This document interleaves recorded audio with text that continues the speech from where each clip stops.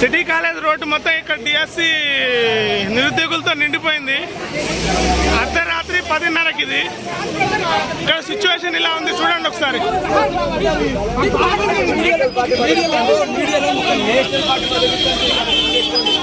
అర్ధరాత్రి 11:10కి విద్యార్థులు నిరుద్యోగులతో రోడ్డు మీద పడాల్సి వస్తుంది.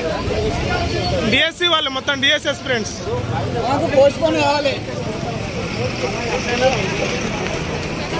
నా చూడండి, లైవ్ కవర్ చేసుకోనా.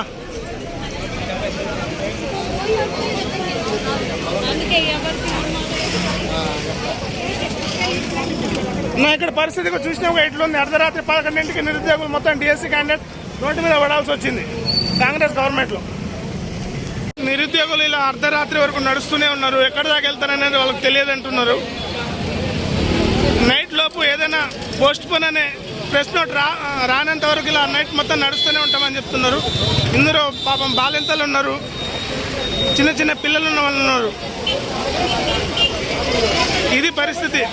మొత్తం డిఎస్సి వాళ్ళు ఇంత ఇబ్బంది పడుతున్నారు కాంగ్రెస్ గవర్నమెంట్ గెలిపించుకొని. అయినా ప్రభుత్వం రెస్పాండ్ అవ్వట్లే.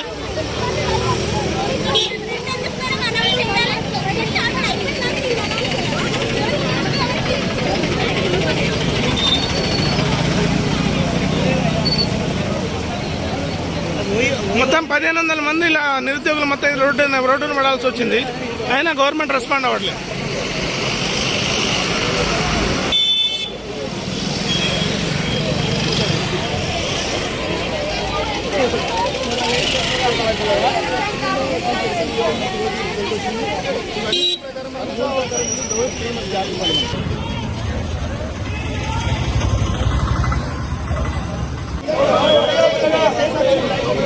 గ్రౌండ్ దగ్గర ఇది, పోలీస్ స్టేషన్ దగ్గర ఇది పరిస్థితి. మొత్తం డిఎస్సి అభ్యర్థులే.